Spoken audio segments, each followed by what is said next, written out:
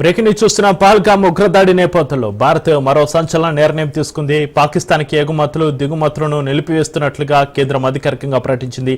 ఈ మేరకు ఉత్తర్వులను జారీ చేసింది.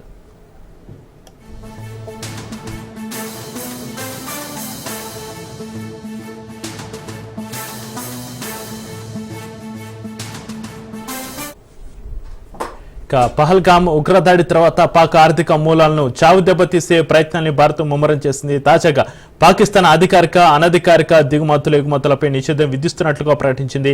జాతీయ భద్రతా దృష్ట్యా ఈ పరిమితిని విధించింది. అయితే ఈ నిషేధం నుంచి మినహాయింపు పొందాలంటే భారత ప్రభుత్వం ముందస్తు అనుమతి అవసరమని వాణిజ్య మంత్రిత్వ శాఖ నోటిఫికేషన్ విడుదల చేసింది.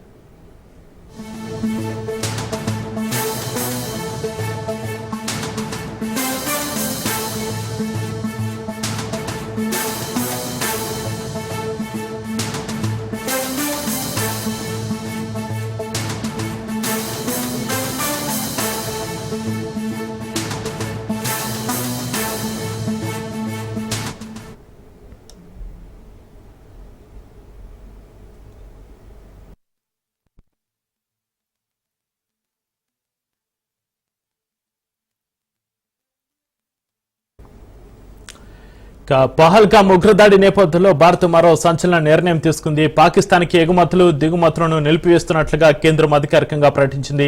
ఈ మేరకు ఉత్తర్వుల్ని జారీ చేసింది. పహల్గామ్ ఉగ్రదాడి తర్వాత పాక్ ఆర్థిక మూలాలను చావు దెబ్బతీసే ప్రయత్నాన్ని భారత్ ముమ్మరం చేసింది. తాజాగా పాకిస్తాన్ అధికారిక అనధికారిక దిగుమతులు ఎగుమతులపై నిషేధం విధిస్తున్నట్లుగా ప్రకటించింది. జాతీయ భద్రతా దృష్ట్యా ఈ పరిమితిని విధించింది. అయితే ఈ నిషేధం నుంచి మినహాయింపు పొందాలంటే భారత ప్రభుత్వం ముందస్తు అనుమతి అవసరమని వాణిజ్య మంత్రిత్వ శాఖ నోటిఫికేషన్ విడుదల చేస్తుంది. ఇక దీనికి సంబంధించి మరింత సమాచారాన్ని మా ప్రతినిధి మహేందర్ ఫోన్లైన్ అందిస్తారు. మహేందర్, పహల్గామ్ ఉగ్రదాడి నేపథ్యంలో భారత్ మరో సంచలన నిర్ణయం తీసుకుంది. పాకిస్తాన్కి ఎగుమతులు దిగుమతులు నిలిపేస్తున్నట్లుగా కేంద్రం అధికారికంగా ప్రకటనకు సంబంధించి మీ దగ్గర ఉన్న డీటెయిల్స్ ఏంటి మహేందర్?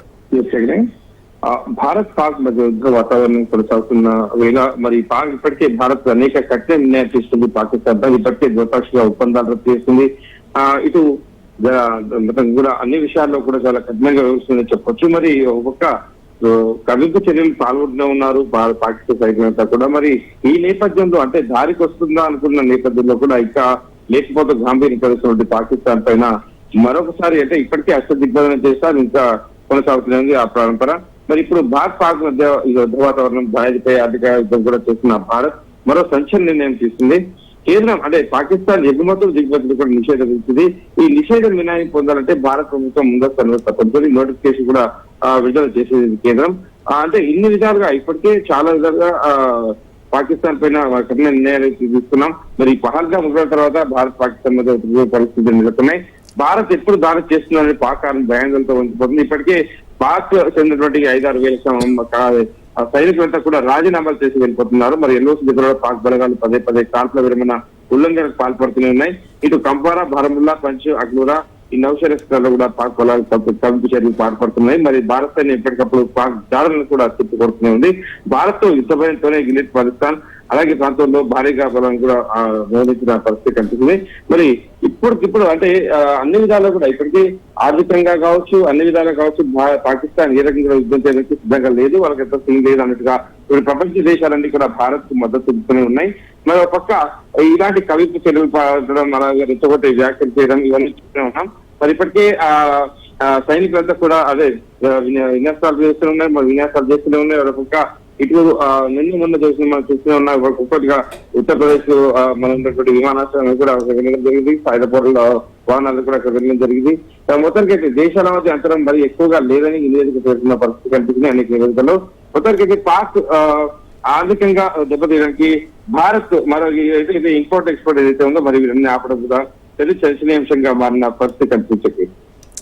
అయితే మహేందర్, పహల్గామ్ ఉగ్రదాడి తర్వాత మీరు చెప్పినట్టుగా పాక్ ఆర్థిక మూలాలను చావు దెబ్బతీసే ప్రయత్నాన్ని భారత్ అయితే ముమ్మరం చేసిన పరిస్థితి. తాజాగా పాకిస్తాన్ అధికారిక అనధికారిక దిగుమతులు ఎగుమతులపై నిషేధం విధిస్తున్నట్లుగా ప్రకటించిన తరుణంలో ఇక పాకిస్తాన్కి సంబంధించిన వాణిజ్య మంత్రిత్వ శాఖ ఏమన్నా స్పందించిందా? వారు ఏమంటున్నారు మహేందర్?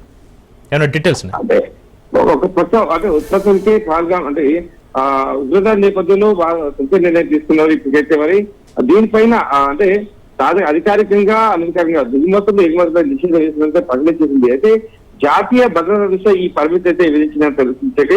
అయితే ఈ నిషేధం నుంచి మినహాయింపు పొందాలంటే భారత ప్రభుత్వం ముందుకు అనుమతి అవసరం అని కూడా మాట చెప్తుంది. మరి ఈ మంత్రి శాఖ నేనైతే ఒక విడుదల కూడా నోటిఫికేషన్ కూడా విడుదల చేసింది. దాంట్లో మరి ఏప్రిల్ 22న జమ్మూ కాశ్మీర్ ప్రాంతంలో అమానుషంగా 28 మందిని ప్రాణాలను కల్పిస్తుంది. మరి దాడి తర్వాత భారత్ పాకిస్తాన్ మధ్య ఉద్రిక్తత నెలకొన్న విషయం మనం చూస్తూనే ఉన్నాం. మన నాటి నుంచి వరుసగా ఈ కఠిన నిర్ణయాలు పాకిస్తాన్ కు భారత్ దెబ్బ మీద దెబ్బకి తీసుకునే ఉంది. మరి ముందుగా సరిహద్దు దాటిన ఉగ్రవాదం మనకు పేర్కొంటూ సింధు జల ఒప్పందం రద్దు చేసుకోవడం, ఆ తర్వాత పాకిస్తాన్ భారతీయుల జాతీయులను వీసా రద్దు చేయడం, మరి పాక్ వాళ్ళు దేశం నుంచి వెళ్ళాలని ఆదేశించడం. సో ఇవన్నిటిపైన ఎప్పటికప్పుడు అంటే విషయాలు తెలుస్తుంది. మరి భారత్ పాక్ మధ్య దేశ మీడియా సోషల్ మీడియా అకౌంట్ పై బ్యాన్ విధించడం, ఇప్పుడు పాకిస్తాన్ వాణిజ్య యుద్ధం ప్రకటించడం చెప్పొచ్చు పాకిస్తాన్ పైన. ఈ విదేశీ వాణిజ్య విధానంలో మార్పులు చేస్తూ నిర్ణయం అయితే తీసుకుంది. మరి ఈ నిర్ణయం కనుక తక్షణమే అమల్లోకి వస్తుందని కూడా ఒక నోటిఫికేషన్ అయితే నేడు విడుదల చేశారు. ఆ నోటిఫికేషన్ లో చాలా క్లియర్ గా మెన్షన్ చేయడం జరిగింది. మరి ఇది కనుక జరిగితే పాకిస్తాన్ కు ఆర్థికంగా మూలాలు దెబ్బతీయడంలో ఒక రకంగా విజయం సాధించడమే అవుతామని కూడా నిపుణులు చెప్తున్న పరిస్థితి కనిపిస్తుంది. అయితే మహేందర్, పహల్గామ్ ఉగ్రదాడి తర్వాత భారత్ తీసుకుంటున్న నిర్ణయాలతోటి పాక్ ఆర్థిక మూలాలు ఎంత మేర దెబ్బతినే అవకాశం ఉంది?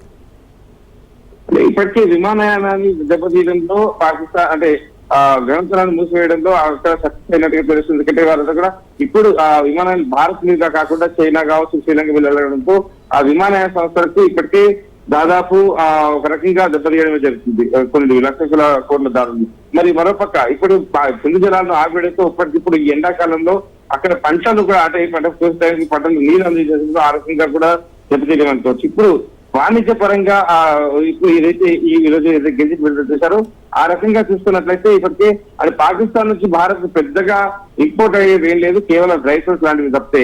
సో ఇప్పుడు ఈ మిగతా విషయాలు అంటే మిగతా అన్ని పదార్థాలు కావచ్చు, ఇతర ఏవైనా సరే ఇవన్నీ పంపడాలు రావడాలు పోవడాల విషయాల్లో మాత్రం ఈ నిర్ణయం అయితే తీసుకుందో మరి ఈ నిర్ణయంతో పాకిస్తాన్ కు ముప్పై ఏదో షాక్ ఇచ్చిందని చెప్పొచ్చు. మరి ఆ దేశం నుంచి వచ్చే ఎగుమతులపై అయితే నిషేధం అయితే పూర్తిగా విధించింది. మరి ఈ రోజు అయితే నోటిఫికేషన్ విధిస్తే ఇది మెయిన్ గా అంటే ముఖ్యంగా దేశ భద్రత ప్రజా విధానం పరిణామాలు చూస్తేనే ఈ నిర్ణయం తీసుకుని తెలుస్తుంది. మరి పాకిస్తాన్ లో ఉత్పత్తి అయ్యే లేదా ఆ దేశం నుంచి భారత్ కు వచ్చే అన్ని రకాల వస్తువులు మీరు అంటే ప్రత్యక్ష కావచ్చు పరోక్షంగా ఈ దిగుమతులపై అయితే నిషేధం విధిస్తున్నామని కూడా గెజిట్ లో ఉంది. మరి అనుమతులున్నా ఉత్పత్తులైనా స్వేచ్ఛ దిగుమతులైనా సరే పాక్ నుంచి ఎలాంటి వస్తువులను కూడా అనుమతించడం, ఈ నిషేధం తక్షణమే అమల్లోకి వస్తుందని అంటే నెక్స్ట్ వచ్చే ఉత్తర్వులో వెలువడే వరకు కూడా ఈ ఆంక్షలు కొనసాగుతాయని దానిలో కరాఖండిగా జరిగింది. మరి నిషేధం నుంచి ఏమైనా మినహాయింపు కావడం వల్ల భారత నుంచి ముందస్తు అనుమతి తప్పదని వారు చెప్పడం కూడా క్లియర్ గా జరుగుతుంది. మరి పాకిస్తాన్ మధ్య వారు జరిగిన ఏకైక రవాణా మార్గం ఈ అటారీ వాఘా సరిహద్దు మాత్రమే. ఇప్పటికే దాన్ని మూసివేశారు. మరి అంటే దాదాపు 2019లో పుల్వామా దాడి తర్వాత నుంచి కూడా దాయాది నుంచి మనం చాలా వరకు దిగుమతులు తగ్గించుకున్నాం. ఈ పాక్ ఉత్పత్తిపై కేంద్రం 200% సుంకం విధించింది. మరి కొన్ని రకాల ఫార్మా ఉత్పత్తులు, పండ్లు, నూనె గింజలు వంటి మాత్రమే పాకిస్తాన్ తీసుకుంటాం. మీరు హోల్డ్ లో ఉండండి.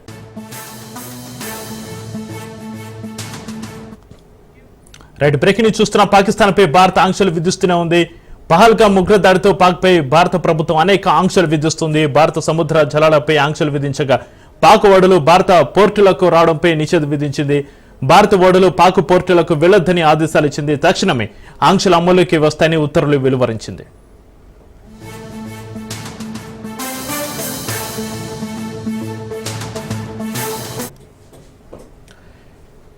రైట్, బ్రేకింగ్ న్యూస్ చూస్తున్నాం. పాకిస్తాన్ పై భారత ఆంక్షలు విధిస్తూనే ఉంది. పహల్గామ్ ఉగ్రదాడితో పాక్ పై భారత ప్రభుత్వం అనేక ఆంక్షలు విధిస్తుంది. భారత సముద్ర జలాలపై ఆంక్షలు విధించగా పాక్ ఓడలు భారత పోర్టులకు రావడంపై నిషేధం విధించింది. భారత ఓడలు పాక్ పోర్టులకు వెళ్లొద్దని ఆదేశాలు ఇచ్చింది. తక్షణమే ఆంక్షలు అమలులోకి వస్తాయని ఉత్తర్వులు వెలువరించింది.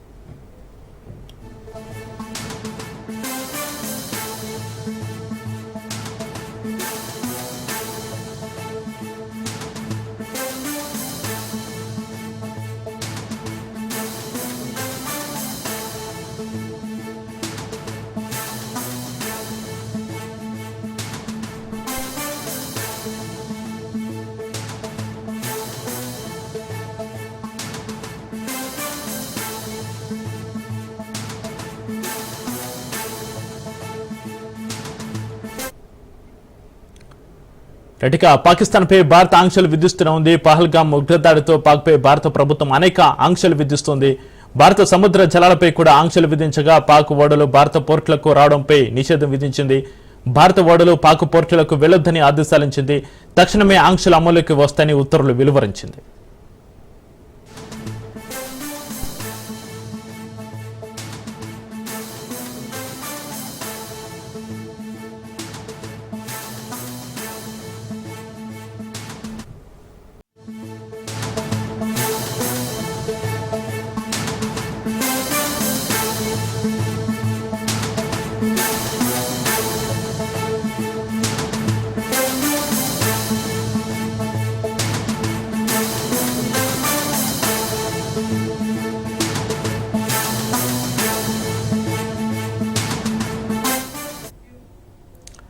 ఇక వైసీపీ సీనియర్ నేత మాజీ మంత్రి పెద్దిరెడ్డికి సంబంధించి ఒక బ్రేకింగ్ న్యూస్ ని చూస్తున్నాం.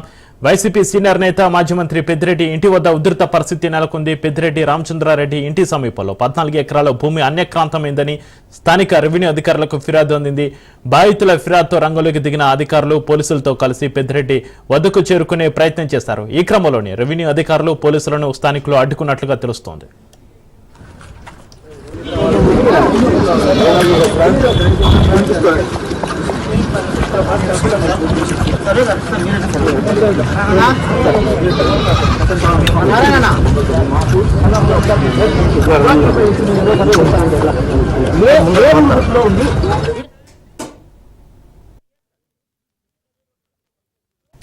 వైసీపీ సీనియర్ నేత మాజీ మంత్రి పెద్దిరెడ్డికి సంబంధించి ఒక బ్రేకింగ్ న్యూస్ అయితే చూస్తున్నాం.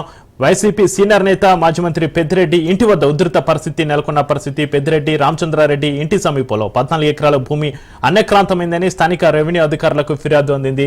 బాధితుల ఫిర్యాదుతో రంగంలోకి దిగిన అధికారులు పోలీసులతో కలిసి పెద్దిరెడ్డి వద్దకు చేరుకునే ప్రయత్నం చేశారు. ఈ క్రమంలోనే రెవెన్యూ అధికారులు పోలీసులను స్థానికులు అడ్డుకున్నట్లుగా తెలుస్తుంది. ఇక దీనికి సంబంధించి మరింత సమాచారాన్ని మా ప్రతినిధి కిరణ్ ఫోన్లలో అందిస్తారు. కిరణ్, చక్రి, ఏదైతే మాజీ మంత్రి పెద్దిరెడ్డి రామచంద్రారెడ్డి ఇంటి వద్ద కొద్దిగా ఉద్రిక్త వాతావరణం ఏర్పడిందని చెప్పుకోవచ్చు. ఎందుకంటే పెద్దిరెడ్డి రామచంద్రారెడ్డి తిరుపతిలోని మారుతి నగర్ లో నివాసం ఉంటారు. అయితే ఆ నివాసానికి ఆనుకునే ఉన్న 3.8 ఎకరాల భూమి కూడా బుగ్గమఠం సంబంధించినట్టుగా గత కొద్ది రోజుల నుంచి వార్తలు వస్తున్న నేపథ్యంలోనే అయితే ప్రభుత్వం ఆదేశాల మేరకు రెవెన్యూ అధికారులు అక్కడ చేరుకుని రీసర్వే చేసేందుకు రావడంతో ఒకసారిగా పెద్దిరెడ్డి అనుచరులు అదేవిధంగా అక్కడ ఉన్న స్థానికులు అంటే తమదే భూమి అంటూ కూడా వాళ్ళని రెవెన్యూ అధికారులను అడ్డుకునే ప్రయత్నం అయితే చేశారు. అయితే మరోపక్క పెద్దిరెడ్డి అనుచరులు కూడా ఎవరైతే రీసర్వే చేయడానికి వచ్చిన అధికారులను పూర్తి స్థాయిలో అడ్డుకునే ప్రయత్నం అయితే చేశారు. అయితే విషయం తెలుసుకున్న పోలీసు అధికారులు కూడా ఒకటావటిని అక్కడికి చేరుకున్నారు. అయితే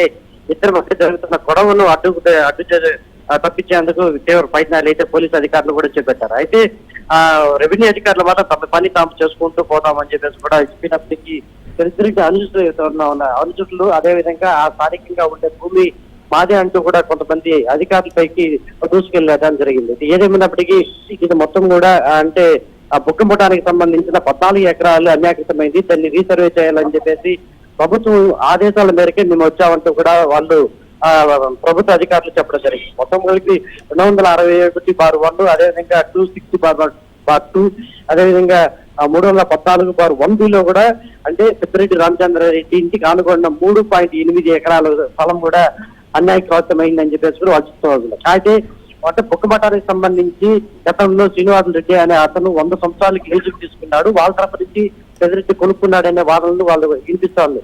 అయితే ఏదేమైనప్పటికీ ఇరు వర్గాల వాదనలు భారీ ఎత్తున వినిపించాయి. పూర్తి స్థాయిలో పోలీసులు అక్కడ చేరుకోవడంతో ఒకసారిగా ఈ గొడవకి సద్దు మణిగిందని చెప్పుకోవచ్చు. అయితే ఆ స్కూల్ ల్యాండ్ సంబంధించిన ఎవరైతే ఉన్నారో అది మాది అని చెప్పేసి కూడా వాళ్ళు ఎదురు జరిగింది. అయితే ఏదేమైనప్పటికీ చివరి నుంచి పోలీసులు రావడంతో ఈ వాగ్వాదం కాక ముగిసిందని చెప్పుకోవచ్చు. అయితే కిరణ్, బాధితుల ఫిర్యాదులు రంగంలోకి దిగిన అధికారులు పోలీసులతో కలిసి పెద్దిరెడ్డి వద్దకు చేరుకునే ప్రయత్నం అయితే చేసిన నేపథ్యంలో ఈ క్రమంలో రెవెన్యూ అధికారులు పోలీసులను స్థానికులు అడ్డుకున్నట్లుగా తెలుస్తుంది మీరు చెప్పిన దాన్ని బట్టి. అయితే పెద్దిరెడ్డి దీనిపైన ఏమైనా స్పందించారా? వారు ఏమంటున్నారు కిరణ్? అంటే పెద్దిరెడ్డి అనుచరులు అది మేము పక్కాగా భూమి వాళ్ళ దగ్గర నుంచి కొనుక్కునేది శ్రీనివాసుల నాయకు అనే దగ్గర నుంచి మేము కొనుక్కున్నామని చెప్పేసి అంటారు. అయితే మఠాలకు సంబంధించిన భూములు ఏదైనా కావచ్చు, అది 100 సంవత్సరాలు లీజుకు మాత్రమే ఉంటాయి. అయితే దాంట్లో నుంచి లాలోని కొన్ని లొసుగుల ఆధారంగా కొంతమంది వాటిని విక్రయించేదానికి ప్రయత్నం చేస్తుంటారు. అంతే ఆ ప్రయత్నంలోనే కూడా పెద్దిరెడ్డి రామచంద్రారెడ్డి కూడా ఆ భూమిని కొనుగోలు చేశారనే కూడా ఆరోపణలు మనకు వినిపిస్తుంది. ఎందుకంటే ఏదైనా తిరుపతి చుట్టుపక్కల ప్రాంతాలు భారీ ఎత్తున అంటే తిరుపతికి చుట్టుపక్కల అంటే తూర్పు భాగంలోనూ ఇటు పడమర భాగంలో పూర్తి స్థాయిలో మఠం భూములు ఎక్కువగా ఉన్నాయని చెప్పుకోవచ్చు. ఎందుకంటే ఒకనొక కాలంలో తిరుమల తిరుపతి దేవస్థానానికి కొంతమంది భూదాతలు దానంగా ఇచ్చిన భూములు అని చెప్పుకోవచ్చు. అందులో భాగంగానే అతిరాంజీ మఠం భూములు కావచ్చు, అదేవిధంగా బొగ్గ మఠం భూములకు సంబంధం కాదు, వందల వేల ఎకరాల భూములు ఇక్కడ మఠం భూములు ఉన్నాయి. అయితే ఏవైనా ఆ భూములన్నిటి కూడా ఏవైనా సరే విక్రయించడానికి ఎవరికి అధికారం ఉండదు. ఈవెన్ ప్రభుత్వానికి కూడా అధికారం ఉండదు, ఎండోమెంట్ డిపార్ట్మెంట్ కి అధికారం ఉండదు. ఈ మఠము ఆధీనంలోనే ఉంటాయి. కాకపోతే వాళ్ళని కొన్ని లొసుగుల ఆధారంగా కొంతమంది దాన్ని విక్రయించేదానికి ప్రయత్నం చేశారు. వాళ్ళకి నుంచి ఈ మఠం భూములు కూడా పెద్దిరెడ్డి రామచంద్రారెడ్డి కొనుగోలు చేశారని చెప్పేసి కూడా ఇక్కడ ఆరోపణలు వస్తున్నాయి. ఈ నేపథ్యంలోనే ఎవరైతే పెద్దిరెడ్డి రామచంద్రారెడ్డికి భూములు అమ్మినారో వాళ్ళకి పెద్దిరెడ్డికి సపోర్ట్ గా వీళ్ళు నిలబడ్డారనేసి చెప్పుకోవచ్చు. ఎందుకంటే మాకు ఆ కోర్టులో మాకు అనుభవం వచ్చింది, దానికైనా మేము విక్రయించాము, వాళ్ళకి తప్పేం లేదంటే కూడా పెద్దిరెడ్డి రామచంద్రారెడ్డి పక్కన మాట్లాడే ప్రయత్నం అయితే చేశారు. అయితే ప్రభుత్వం ఆదేశాల మేరకు అంటే రాష్ట్ర ప్రభుత్వం తరపున ఆదేశాల మేరకు అక్కడ ఎండోమెంట్ సెక్షన్ ప్రకారం మన రీసర్వే ఖచ్చితంగా చేయాల్సింది అనేసి వాళ్ళు పట్టుబట్టడంతో ఒకసారి మీడియా అందరితో చూసుకొని వాళ్ళు కూడా అక్కడ రీసర్వే చేసిన అనంతరం తిరిగి వెళ్ళే ప్రశ్న. Right, thank you Kiran. ఇక బలూచిస్తాన్పై పాకిస్తాన్ నియంత్రణ కోల్పోతుంది. మంగుచోర్ పట్టణాన్ని పిఎల్ఏ ఆధీనంలోకి తీసుకున్నట్టుగా తెలుస్తోంది. ఇక పాక్ సైనికులను బలూచ్ లిబరేషన్ ఆర్మీ బంధించినట్టుగా తెలుస్తుంది. ప్రత్యేక దేశంగా బలూచిస్తాన్ను ప్రకటించాలని డిమాండ్ చేస్తున్న వేళ పాక్ పట్టుకోల్పోవడం కీలకంగా మారింది. ఇటీవల వరుస దాడులతో బిఎల్ఏ విరుచుకుపడుతోంది.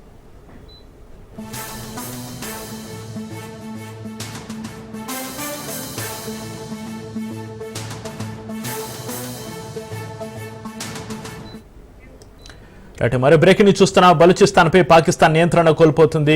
మంగుచోర్ పట్టణాన్ని బిఎల్ఏ ఆధీనంలోకి తీసుకున్నట్టుగా తెలుస్తుంది. పాక్ సైనికులను బలూచ్ లిబరేషన్ ఆర్మీ బంధించినట్టుగా తెలుస్తుంది. ప్రత్యేక దేశంగా బలూచిస్తాన్ను ప్రకటించాలని డిమాండ్ చేస్తున్న వేళ పాక్ పట్టుకోల్పోవడం కీలకంగా మారింది. ఇటీవల వరుస దాడులతో బిఎల్ఏ విరుచుకుపడుతోంది.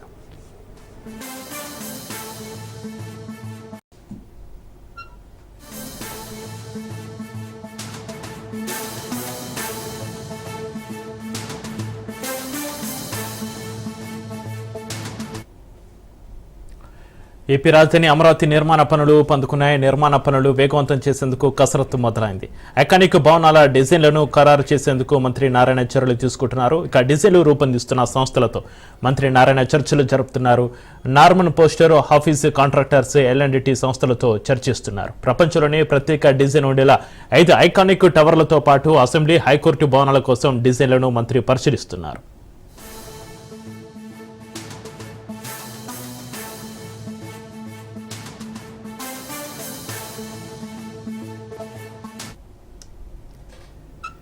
ఏపీ రాజధాని అమరావతి నిర్మాణ పనులు ఊపందుకున్నాయి. నిర్మాణ పనులు వేగవంతం చేసేందుకు కసరత్తు మొదలైంది. ఐకానిక్ భవనాల డిజైన్లను ఖరారు చేసేందుకు మంత్రి నారాయణ చర్యలు తీసుకుంటున్నారు.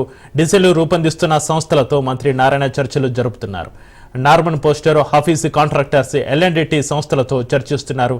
ఇక ప్రపంచంలోనే ప్రత్యేక డిజైన్ ఉండేలా 5 ఐకానిక్ టవర్లతో పాటు అసెంబ్లీ, హైకోర్టు భవనాల కోసం డిజైన్లను మంత్రి పరిశీలిస్తున్నారు.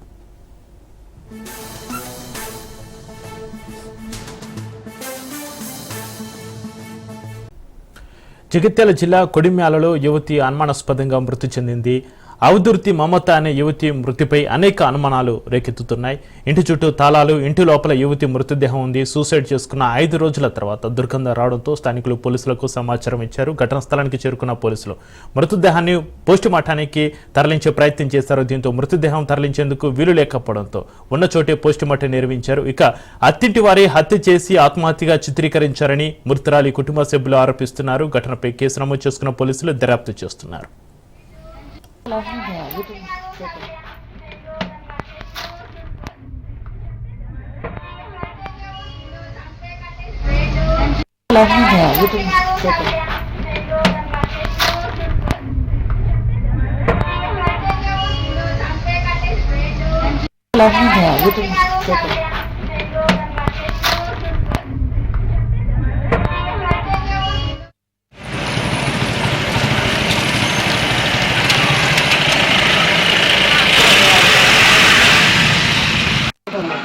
అయ్యాను కలుపు